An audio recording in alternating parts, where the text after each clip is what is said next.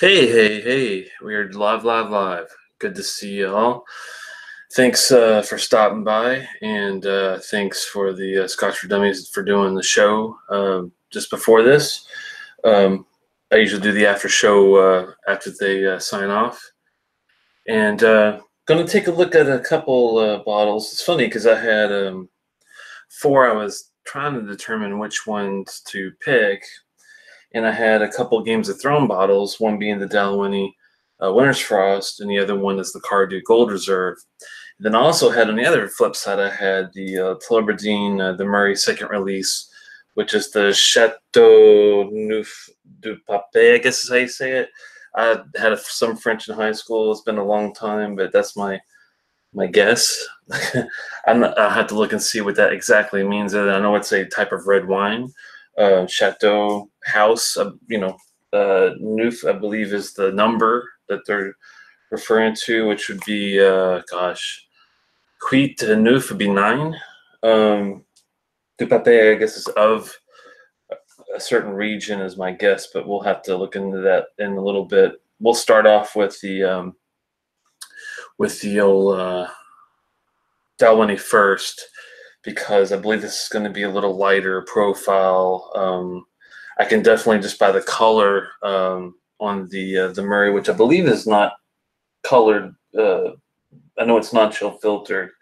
I guess it's possibly put a little color in there, but I doubt it. I know it has a heavy red wine cask influence to it, so I think we'll go with that second would be the best. Plus, this is starting off at a 43%.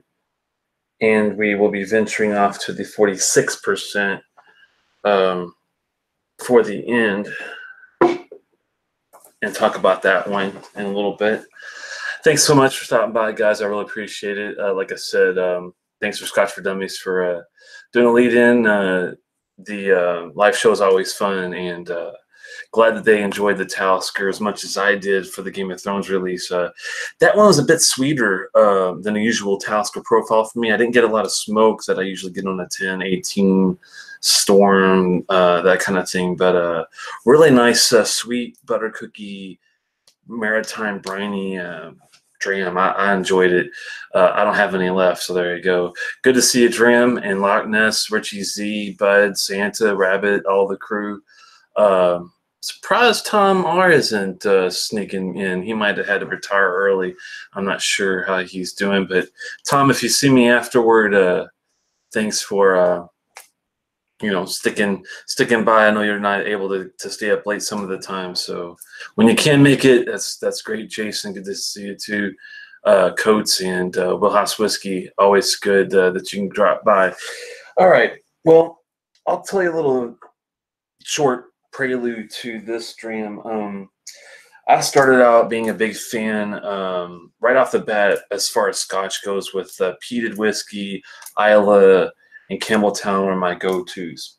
And I had a little chart I printed out a long time ago that gave like a spectrum of, okay, if you like this type of whiskey, if this is your wheelhouse area, you'll probably like, if you like the Quarry Vrecken Ardbeg, you're probably also going to like the Talisker 10, that kind of thing, which makes sense because they're both peppery, they're both really smoky, they're both strong, assertive flavor profiles, great stuff. And, that was definitely one of my major wheelhouse favorites. And then on the other end of this heavy spectrum, there was your Ardbeg Aubigny, your Macallan, like addition to the classic cut, some of the real sherry, bombish. I hate to use the term because I know some people don't like it, but heavily sherry influenced whiskeys that are just as assertive as your Ardbegs and Laphroaigs and Lagavulins, but they're on the more sherry end than the peat end, and dabbled in that, and I do like a lot of those too. Well, when you come down to the bottom, you had two different sides. You had your lowland, which is your extremely light, like your Auchentoshan, lowland Glenkinchie, that type of thing, which I do like some Auchentoshans I've had. Glenkinchie is a little light for me. Not really my favorites, but I can appreciate them for what they are. If you want a light floral, delicate sometimes even herbal type of whiskey. That's, where I would go. And then the other end, it has like your Highland stuff like Glenmorangie. I think Glenfiddich's probably similar to that. And you also had Dalwhinnie. And the Dalwhinnie 15 is like the major one you always see if you're in the store. Sometimes you're lucky enough they might have the distiller's edition. But those are really the only two that you normally see. And it's kind of cool that a 15-year-old, which is a little older than 12, 10, your typical entry level, the 15 is kind of like their normal core whiskey. I took it. I had a sample of it one time, and since I was, pre-exposed to the chart and the diagram, I thought, well, I know this is going to be light, and I didn't think it was going to be something that I was going to enjoy at all. But I tell you what, I was really pleasantly surprised that the Dalwhinnie 15 packs a lot of flavor. It's got a nice mouth coat. It's on the heavier end than a lot of Highlands and Lowlands even. And it's just a well-balanced, complex whiskey. And Dalwhinnie 15 is actually one of my favorites if I'm in the mood for like a summer dram type of thing. When I heard about this as being part of their release, it kind of got me excited that it was going to be something similar. The only thing that makes me nervous about this is the fact that it is an NAS. That's not necessarily always a bad thing.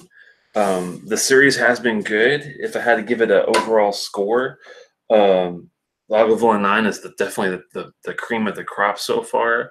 To me, I haven't had the Clanley shit, and I know it's supposed to be really good, but the Talisker and Oban are really close for second.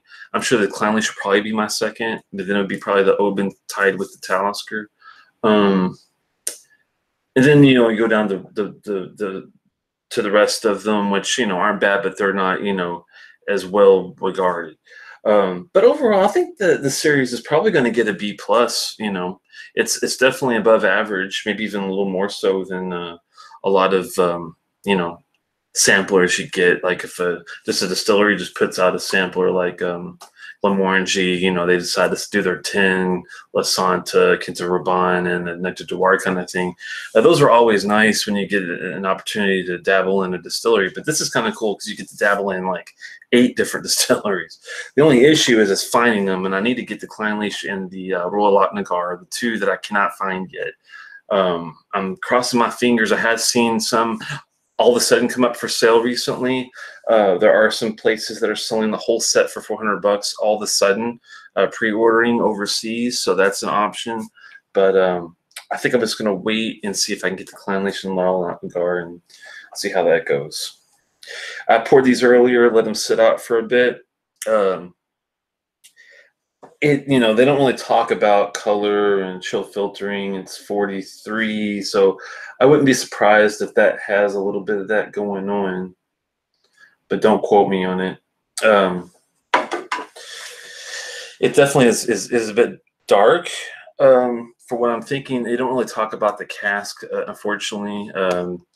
Just that it's a single malt from Dalwhinnie, 43% NAS. I'm assuming that this is going to be a bit of a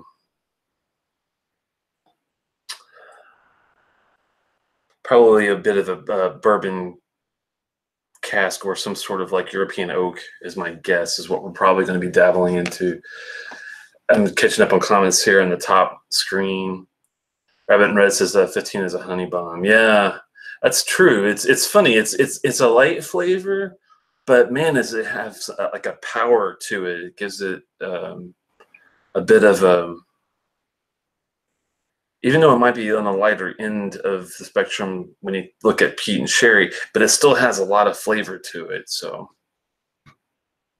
yeah, 400 for the set's a good deal, but would I buy them all again? I mean, some of them, yes. The Lagavulin, the Oban, and the Talisker, probably the Clanleash. Those 4 I probably would want to try again.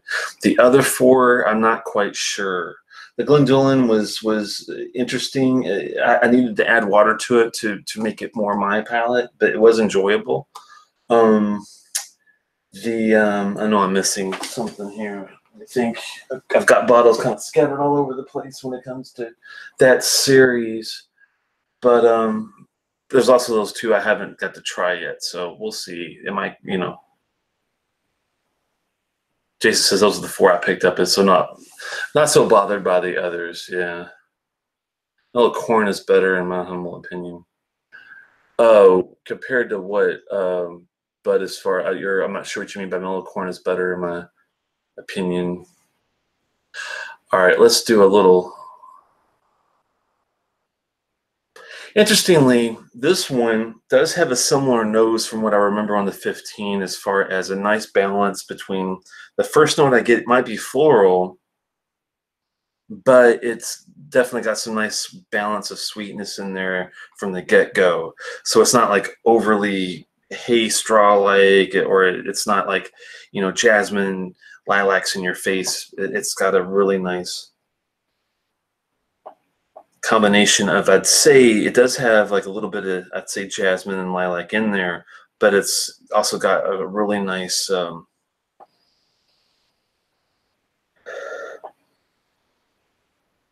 definitely get powdered sugar on the nose.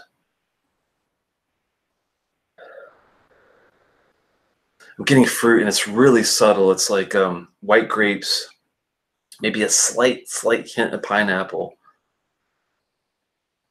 Not really citrusy. I'm not getting oranges or, you know, tangerines, nectarines, anything like that.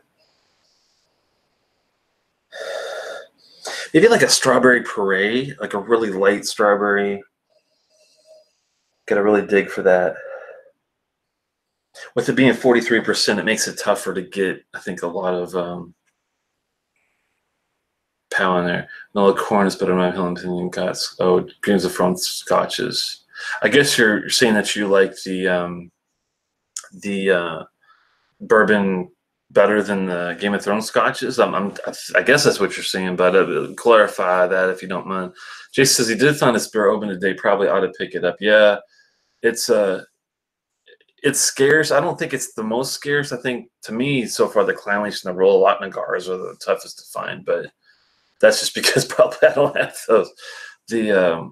But yeah, if you found an Oban, I would snatch it, because out of the Little Bay, the Distiller's Edition, the 18 and the 14, I actually like the Bay Reserve the best, and I think it might even because it might be a little younger. Oban's got such a very light profile that once I think it gets higher in age, it loses a lot of its assertive power. And with that distillery, I actually prefer it. My Bay Reserve Game of Thrones bottle had a lot of smoke in it, had some cola flavor in it, a little bit, root beer, sassafras, that kind of thing. It kind of reminded me a lot of like a Glen Scotia. So that, to me, was, I think, my favorite of the Oban offerings so far. I did like Little Bay was probably my top before that, from what I remember. Distiller's Edition was, I think, tied with that. Wasn't too much on the ages, surprisingly, because usually if you ask me, I will 99, 98% go for the age over younger stuff, even with peated stuff, because I think the peat mellows out a little bit over time, like a level of Freud 18 versus a 10. But every once in a while, you're in the mood for something that's got that 10 cast strength power. Kilholman's like that too.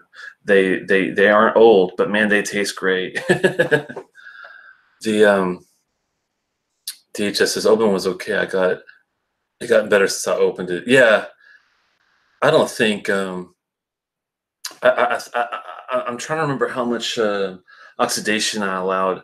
I liked it from the neck pour down to the bottom of that one. I didn't really have a bad pour in it, but I have heard other people say something similar to DHS when it came to, they enjoyed the Oban more with oxidation at time sitting after a while. So that that's a way to look at it.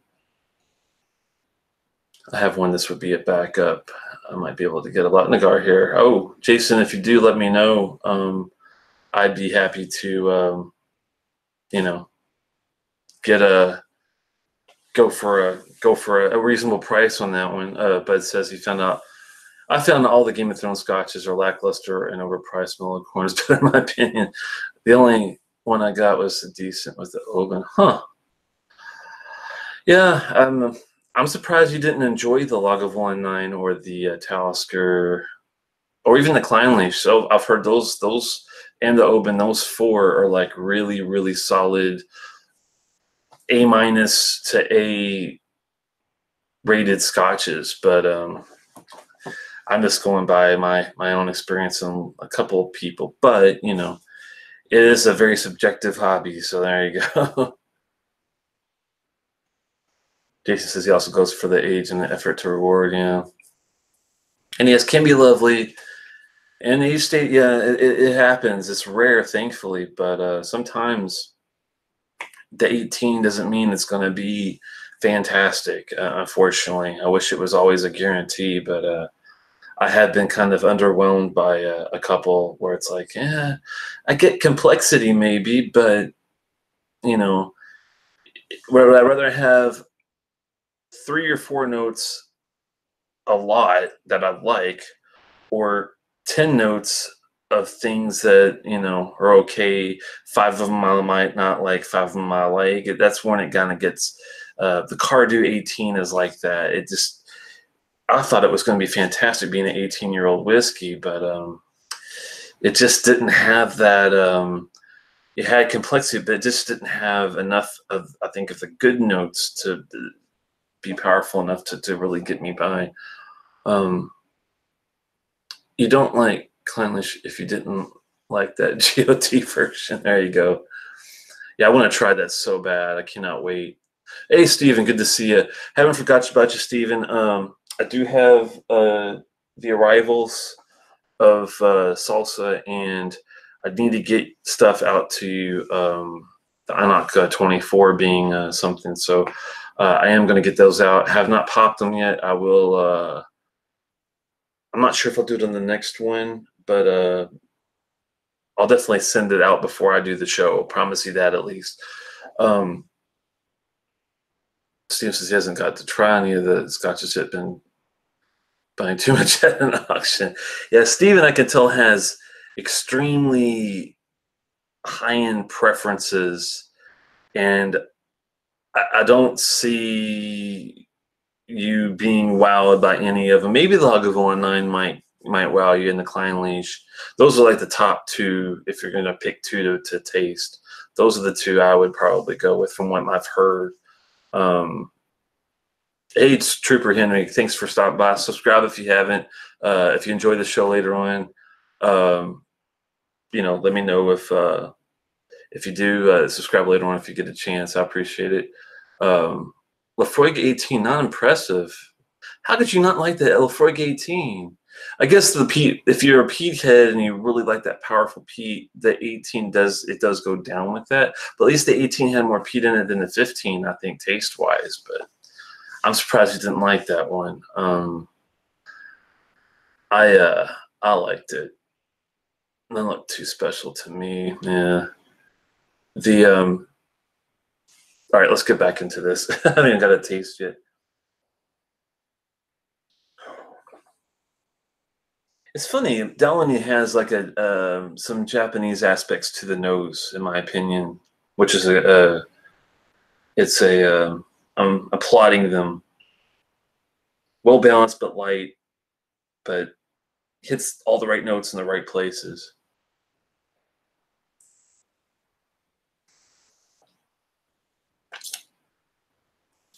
Going to neat. Creamy delivery.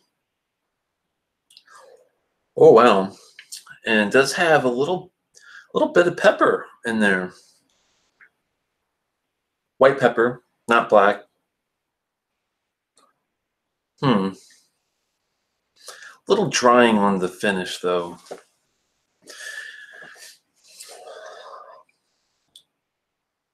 It does have some nice flavor to it, as far as you definitely get your vanillas. Get a lot of cream on this one. Maybe a white chocolate even.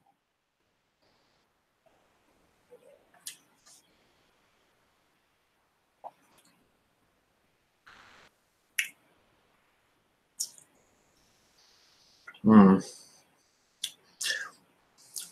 I want to say gingerbread too. It's a nice mix of spices. Or like the white pepper, it also has a little bit of that gingerbread spice going on.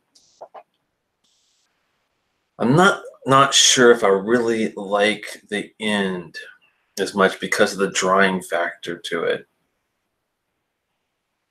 Hmm. Not bad at all though. It's got kind of a, I don't want to say, well, maybe it is kind of a pithy aftertaste.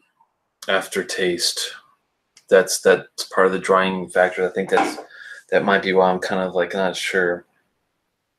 We might have to add a drop, just a little drop of water to see if it takes a little bit of that away. Sometimes I get that. Hey, bud, thanks so much for stopping by Cilantro, and hope to see you on the next one. Get a watch in when you get a chance later on. DHS says that, I'll be honest, Lafroy, the lore is the only one I feel special. I haven't had a lot of the older ones. Yeah, I think you'd like the 18 and 15 if you had a chance to try them out. Unfortunately, they are discontinued, but sorry, I had to release someone's chat guide filter because of, I guess they didn't like the word itch. But I had to let that one in. But I really enjoyed the 15 and 18. It's just a shame that you can't get them anymore. The lore is good. I mean, it's a nice, I think, a balance between the 15 and 18. And it's definitely got more power to it, probably because there is some young balanced in there with some 18. And I've heard even high as 30 being in the mix of that same distillery blend. So Jason says, our big and Lafroy doesn't scratch the same itch for me. Yeah. Yeah, let's have a little water to this and see if, hold on. I got to transfer some water here.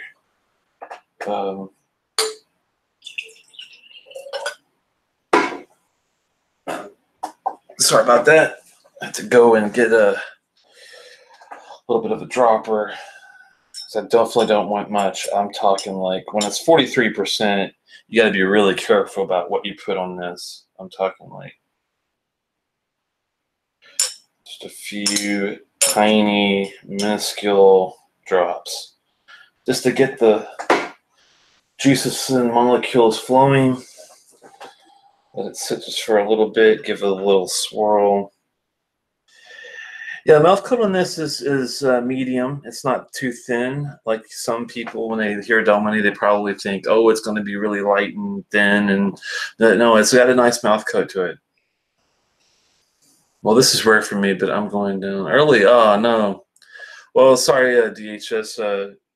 Get me on the watch on the next time you get a chance, if you don't mind, and give a thumbs up if you enjoy it. Appreciate your time.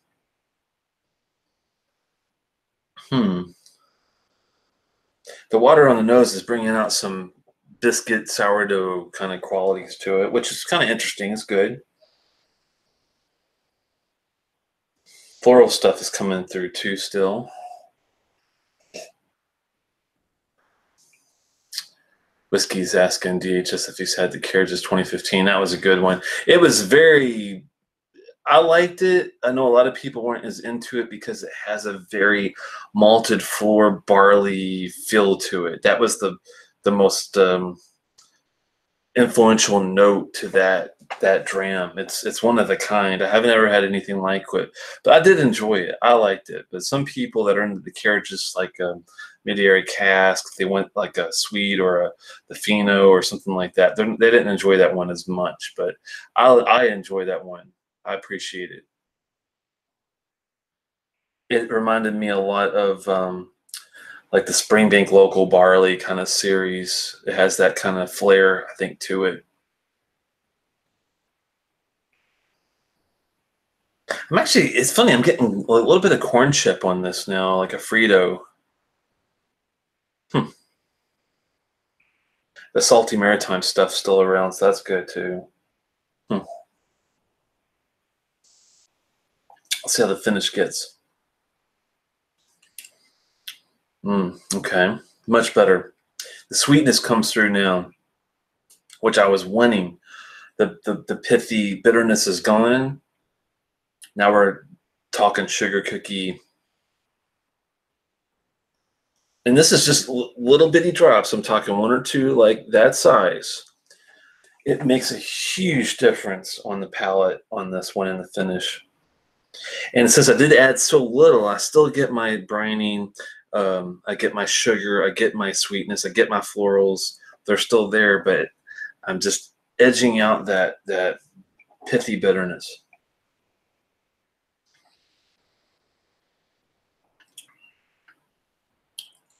Now that hits the spot. That's more like it.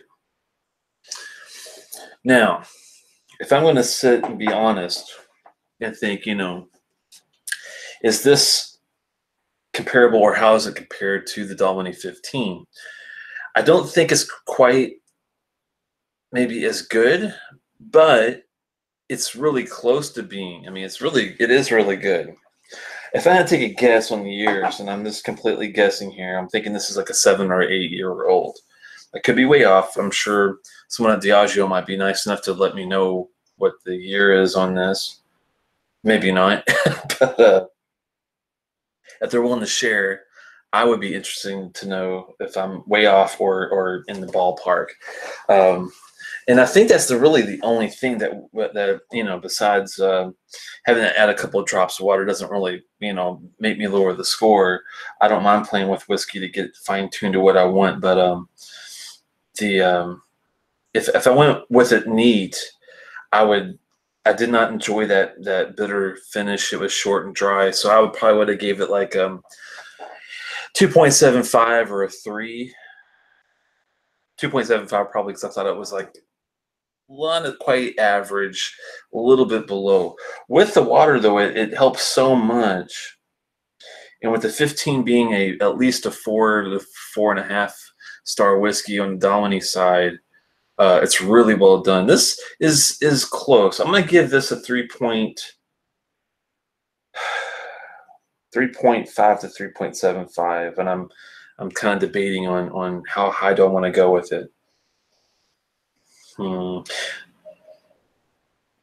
The nose is not as good after the water, unfortunately. And if this was like a 46 to 48%, I think that would give it its 4.25 reading. With it being as such, I'm gonna have to, I think, stick to a 3.5 is fair. Well done. I want to try their Distiller's Edition. I bet it's gonna be pretty darn good, but I don't know.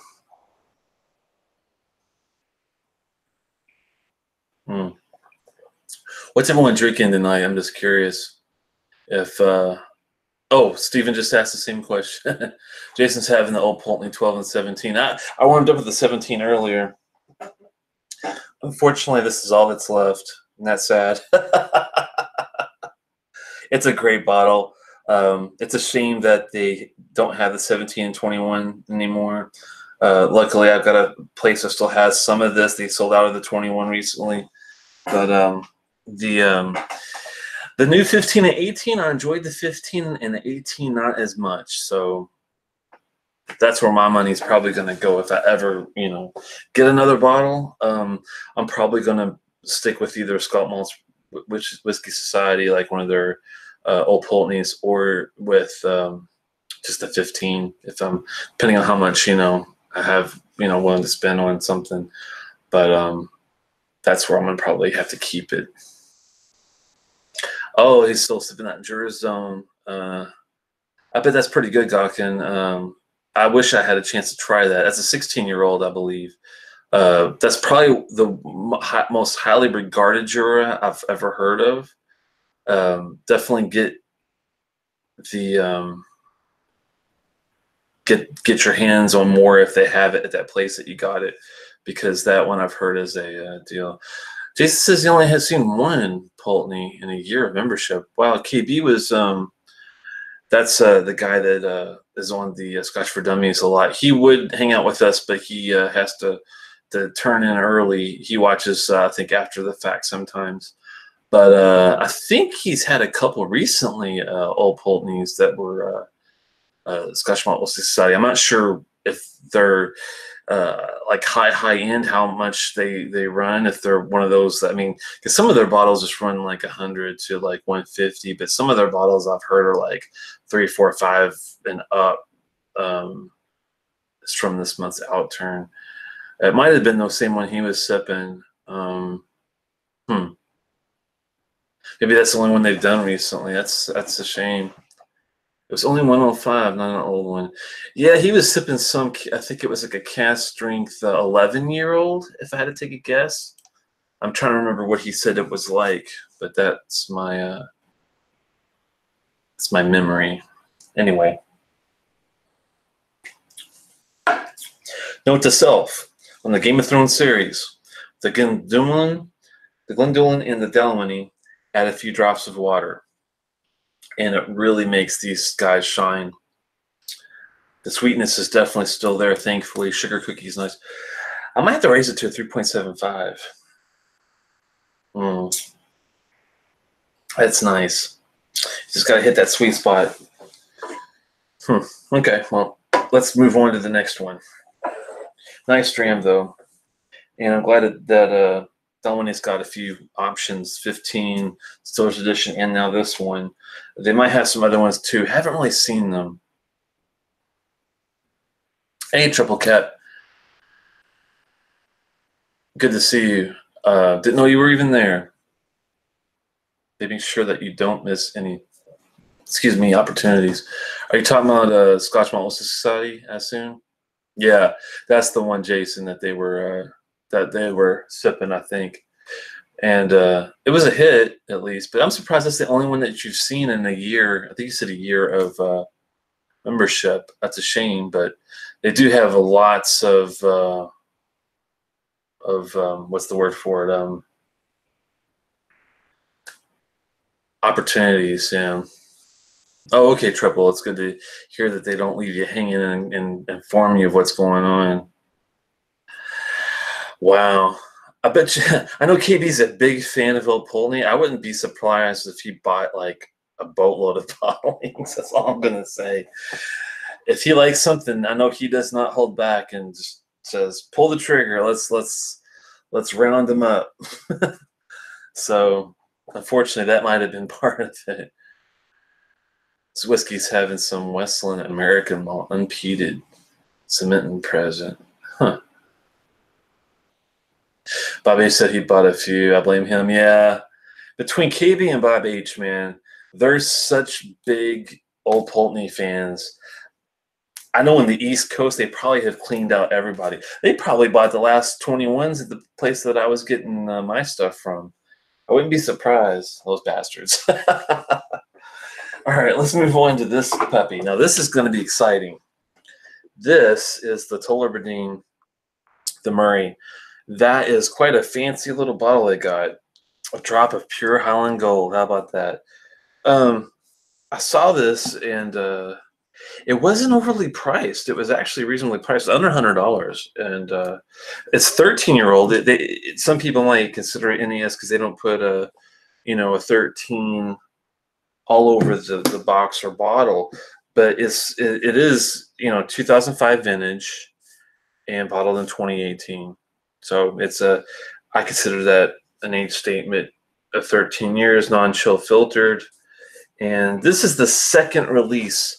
I have had the Murray before, and it was good. It was okay. It didn't blow my socks off, I remember, but it was I think just a bourbon. Let me take a look and see before I say that. I think it was just a bourbon type of offering, not anything on the fancier casks or, yeah, American oak. It was straightforward. First fill American oak.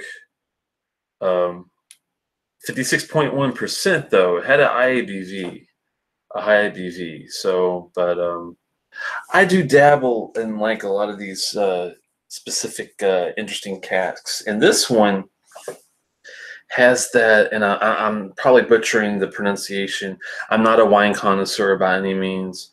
Chateauneuf-du-Pape finish. I do know that's a red wine, and they did have a bottle of it, surprisingly, at the place I got this from. And I do love a red wine cask influence, especially the Kilholmans are the best ones I've ever had.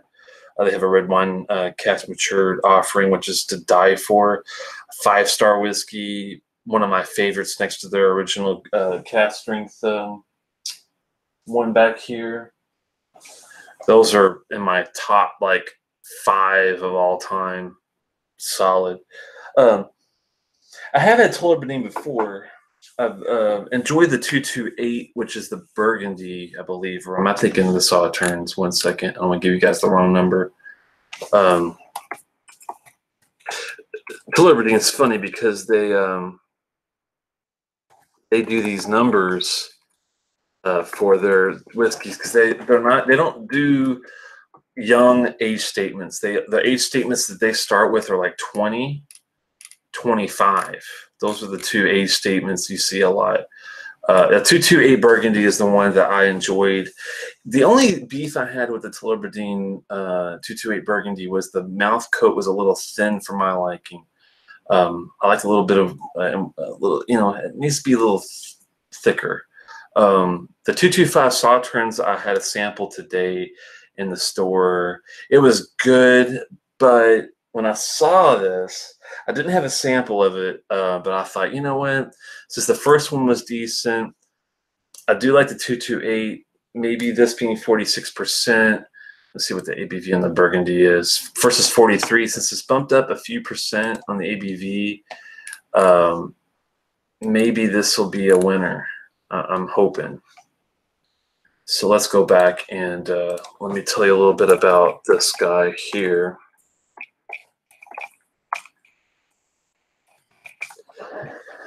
This is the second release in this series. They call it the Marquis Collection.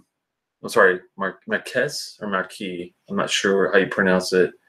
Marquess, Marquis Collection, probably, which is named after Sir William Murray, second Marquis of Tullibardine. The single malt was distilled in 2004, bottled in 2017, with initial maturation and occurring in first fill bourbon barrels. The whiskey was then recast into former Chateauneuf-du-Pape red wine barriques from Southern Rhone in France. And I looked up barriques because I've heard of it, and I wasn't really sure what the difference was between that and a barrel or cask barrel, whatever it was, like a hogshead versus something else. And they're just they're red wine barrels, basically. They typically come from Bordeaux. That's where they originated. They traditionally hold 225 liters, 59 gallons. It's the most common type of wine barrel that you typically find. It's non-chill filtered, 46%. So I'm like, that sounds pretty damn good, I have to say.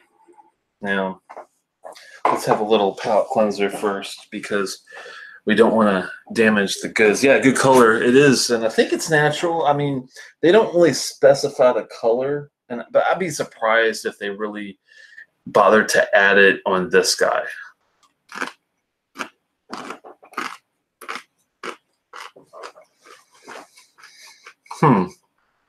Gotkin's still doing the Durazon. He doesn't like the palate as much as the nose. Huh.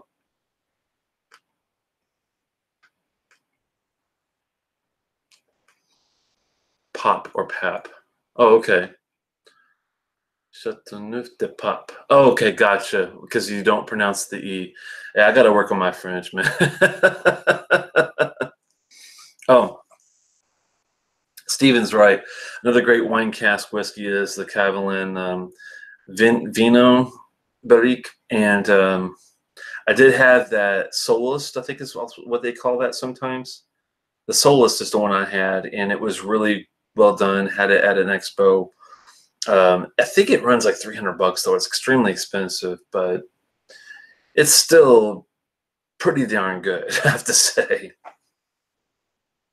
It means new home of the Pope. they had them there in France back in the day. Oh, okay, cool. Well, thanks, Triple, for the background there, because it's hard to do the history on a lot of these things when you might be really well versed on Scotch, and when you hit these wine casks and you go into kind of another realm, it's hard to learn about all the other things that go on. So I really appreciate your input on that deal. Makes sense to me. Maybe it'll improve with me over with air. I was drawn to it because I'm an Irish Gaelic speaker, and Jura means the native of Jura, and the Och ending is the same Scottish and Irish Gaelic. That's cool, huh? 43%. Yeah, I'd like to try that at some point if I still can. They've discontinued the Jura Zone. That's a shame, but I've heard that's probably one of their most well regarded whiskeys. This guy seems to not drop any legs at the get-go, but I can see them starting, which is a good sign. It's got a really nice mouth coat coming, I believe. The weird thing about this, though, is the nose is really subtle. I do get it like red grapes.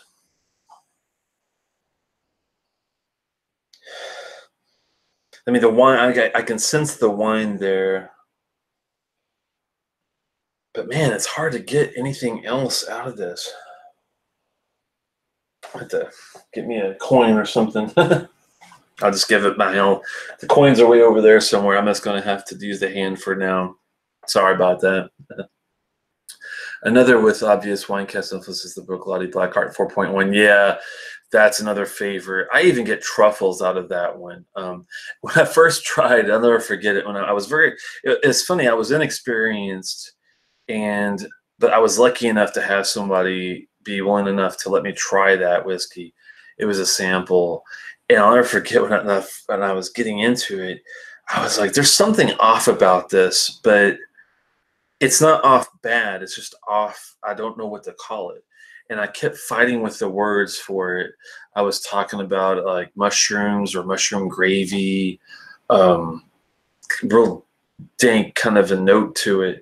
And finally, after going back and forth and talking to others about what my experience was, the closest thing I could think of was a really nice truffle oil. And truffle oil is extremely potent. Like if you ever use it on food, you definitely want to use very, very little. Some people don't like it at all. But with that whiskey, it reminds me if you have something great and you had just a little touch of truffle oil in it just to give it even more of a boost, to give it even more of a wow factor. I really like the Black Art 4.1 and the 5.1. The 5.1 doesn't have the truffle note as much, though, to me. It's more fruit forward, lots of good tropical / berry heavy red fruit in the 5.0 or 5.1. I can't remember which one it is, but the 4 versus the 5, I do like the 4 more because I think the age stands out more, being 23-year-old whiskey, I believe it is, and that truffle note is just one of those things I just really like. Hey, Sir Spirit Safe, good to see you. Thanks for stopping by. I can't get over how subtle the nose is on this Murray.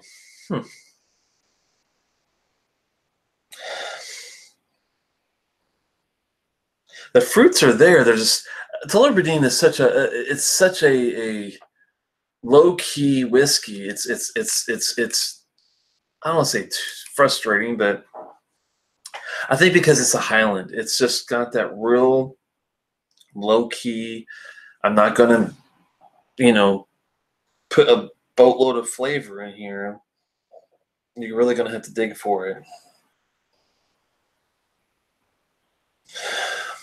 I'm getting that red wine, and I'm getting like the I could definitely, get the 46% ABV. It's got a little hotness to it, but I'm trying to dig out more notes out of this one. This is tough. It almost reminds me of a Sauternes kind of a nose. I don't know if that makes sense or not, but that has a similar profile to me.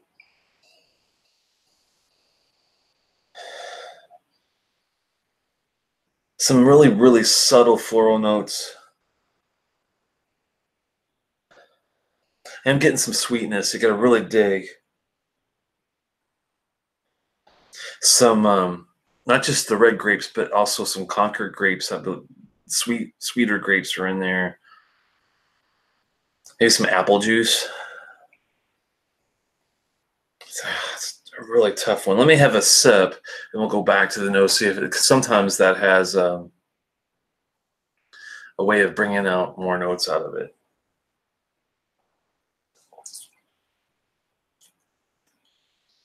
Hmm.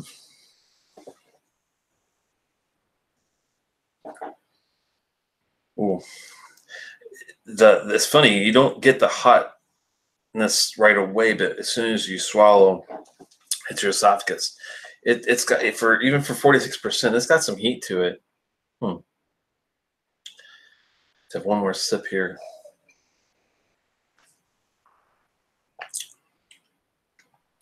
The palate is better than the nose by far.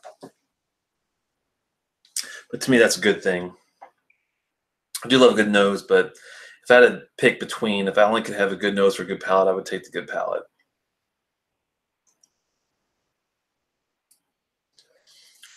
Now I'm getting a little bit more complexity, some ginger.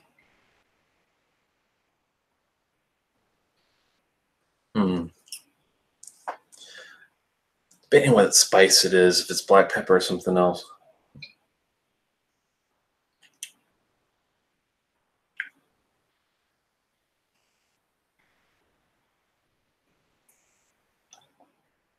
Nice mouth coat. It's medium.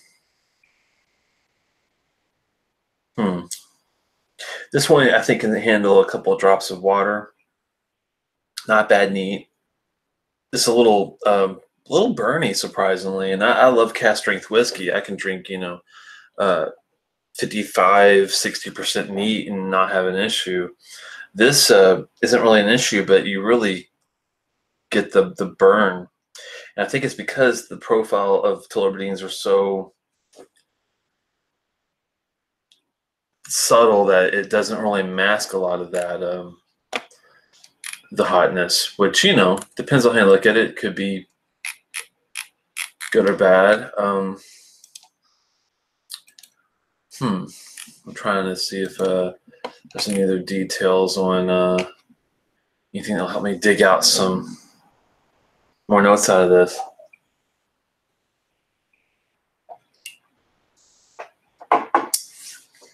One thing that's really nice, I do like, is the finish brings a raspberry, like a compote, with a little bit of dark chocolate. I do like that a lot. It's not very. It's a nice medium mouth coat, but it's not oily. It doesn't. Thankfully, it's not dry. It's not a dry wine.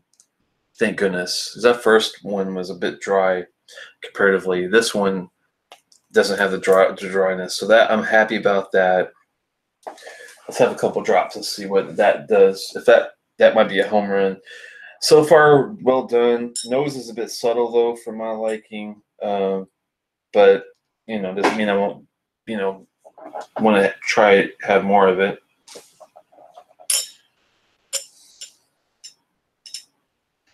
A couple drops. Being 46, you got to be careful even with 46% not to drown it.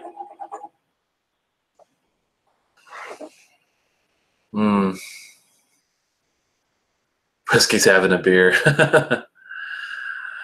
Jason says OP17 is impressive. I know there's selling. I think I'm going to go shopping. Yeah, 17 is I think the best price out of the older series for what you get. I like it a lot more than the 12. So I'd say go for it in the 17, especially if you still know a place that has it. It's pretty rare now. Good to hear about the OP-17. I always hate falling in love with discontinued whiskey. Yeah, that's the hardest thing, man. It's like trying to think. Yeah, I mean the Lafroig 15 and 18 to me is like that. The Springbank Burgundy 12. The good thing about Springbank though is they usually bring it back. Like they'll release it for a year. Might only be 900 bottles up to 1,200 or whatever. They might go a year without making more, but then the next year they might bring it back out again. It happened with the local barley, happened with the green, happened with the Burgundy 12, I believe, once. So that's, Ardbegg's tough because they always have really good NAS whiskey like the Dark Cove, the Kelpie, the Grooves. The new drum will be out soon. That'll be a rum cask influence. I cannot wait. They always do it right, and it's just a shame that you only got a year to get it. If you don't get it that year, man, unless it didn't do all that great, God help you if you try to find more of it. It's a tough one. And not even just the committee release, even the limited release regular stuff is hard to come by after a year or two, after if one of these does really well. So that's the pain of discontinued deals. But I guess the good thing though is they'll always have something new every year, and you'll never get like tired of whatever they're putting out. So hmm.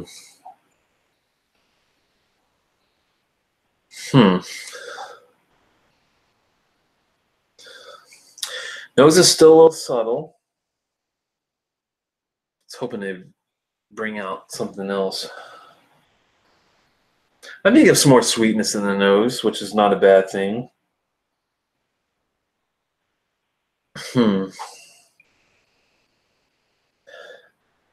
Get more like candy gumdrops on the nose.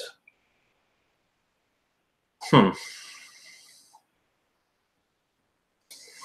sensing really any smokiness or that kind of thing. Let me see if there's like a. I don't think there's any peat or anything like that going on in a Tullibardine, so I'm not really surprised.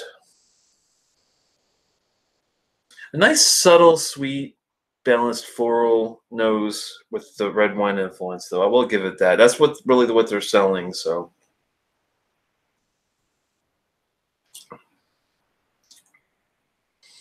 the hotness is definitely gone with a couple of drops on the palate, which is nice. Does it kill my mouth coat finish though? Still there, but maybe not as much as it was before. We just need a bigger sip.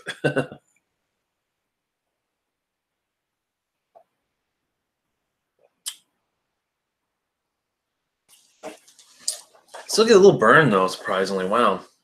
It's a hot whiskey for 46%. That's really surprising. I'm going to call that a black pepper. It's good though. Really like that raspberry compote on the finish.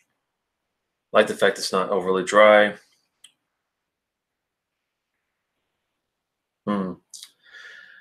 It's definitely better than just getting sometimes I get bored with the straightforward bourbon casks or just the straightforward sherry cask, not, anything else going on. This has got a best of both worlds because you have the first fill bourbon barrels, and you do have the recask into the red wine.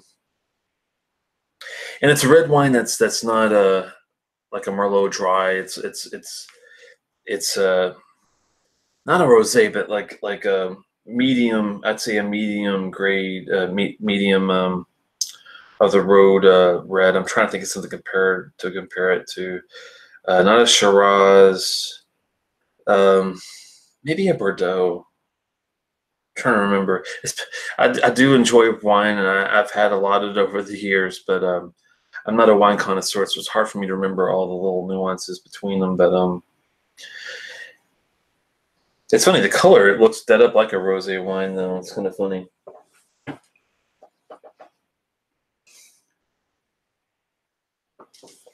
Mm. I'm going to look at comments here. Steven says he's like that with the Glenmora 10 Chardonnay cask matured. The Glenmora 10 Chardonnay, I have had that. I had it, I think, at an expo. Glenmoras are tough for me. That's one of those whiskeys, kind of reminiscent to a Tullibardine that I'm not saying it's bad. It's just not typically something I seek because the profile is very subtle. You really have to be patient with them. You have to, you know, be willing to take your time and really dig. But the price point is so well done on these whiskeys. It's hard to just turn your head and not look at them. That's where the interesting part of it is. Excuse me. Steven says to Jason, I've never had the 17. I have had a 21. It was good. Need to search for the 17. Yeah, if you're talking about Old Pulteney, I would definitely seek it out, Steven. It's good. It's a little cheaper than the 21, but still very well done and a hell of a lot better than the basic 12, in my opinion. You can still get them maybe at Ace Spirits. Oh, okay, yeah, that's a good store. I like to get stuff from them on occasion if I can. Shout out to Ace. Thankfully, there are some places that you can still find some decent things from if you're lucky. Now, the only thing about the water that might have killed it for me is the dark chocolate with that raspberry compote. I still get my raspberries, but I think I'm missing my dark chocolate.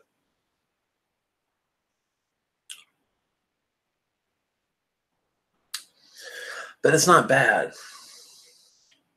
The scoring this is going to be a tough one.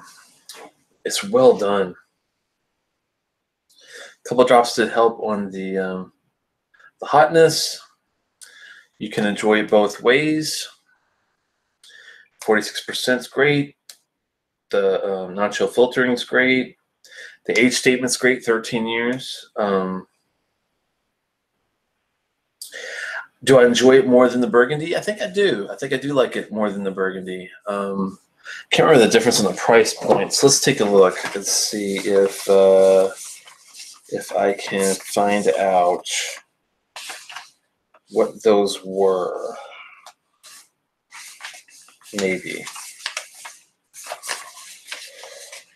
Well, this place, ironically, that I usually go to does not have. That can't be right.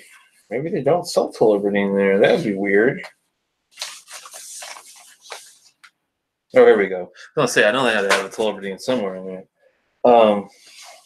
Now, their Burgundy runs 60. Their Murray, which I think, though, is the first one. It could be the second release like this one, but it's 75, which is you know, only 15 more. And it's a 13-year versus probably if I had to take a guess, 8 or 9 year. Because if it was 10, why wouldn't you put a number on it? But or at least put the vintage / bottle date on it to at least let you know what was going on. I'm thinking it's probably an 8. So 13, pretty darn good. But do I enjoy it more than a Glenmorangie La Santa? I don't know. That would be a good shootout. I would love to come back and take a look because I really like the La Santa. It's got the fruits are very forward in it. This is kind of similar profile though. If you like the Glenmorangie La Santa, you're gonna like this new second release of the Tullibardine, the Murray. I will say that they are, I think, similarly priced. The La Santa, I think, is a 12, so the ages are really similar, 12 to 13. That would be a great shootout to see someone else maybe do. See how that goes. Oh, it's tasty. Definitely not sad about making that purchase. I'm gonna have to say it's definitely way above average, 4 at the minimum. I'm thinking of 4.25 on this guy. And glad to see it. And it probably won't be around forever. They'll probably do another release like they did the first one and the second one. Third one might not come out till next year, but I think it's definitely worth a look. Definitely worth a look. Both bottles I would definitely pick up and dabble with. The Dalwhinnie I don't think was unreasonable either. It was, I think, around $50 to $60 if I remember correctly. And I have had a lot worse for a lot less too. There you go. Well, thanks so much for stopping by, guys. I'm gonna go ahead and shut her off here, but had fun, and we'll next week, maybe Tuesday if I have a chance, maybe Monday or Sunday night. Maybe Sunday night would be good because we're off. Monday is Martin Luther King Day, federal holiday, and maybe Sunday. Maybe during the day, maybe an early show Sunday, so European viewers can get on board. I got surprisingly some viewers from Norway that like to come talk for shisht and maybe do something then. But I have the Cardew Gold Reserve I'd like to take a look at, and the Glenrothes is 2004, which is a 13-year statement, and have a look at those two guys. I think will be the next show. And we'll have to see if I can swing it in before. If I can't do it before, definitely next Thursday. We'll see you guys. And hopefully, excuse me, hopefully you had a good dram tonight. And thumbs up if you enjoyed it. Subscribe if you haven't yet. And thanks, Stephen, for the cheers. And you'll hopefully be seeing some of this soon, as well as DHS. I got to respond to an email that you sent earlier. It's been a crazy week at work. It's been gratefully an ultra thirsty Thursday, and I'm hoping that you guys have a great week, long weekend. I'm off tomorrow, thank God, and going to enjoy it. Slanchava, and see you guys soon.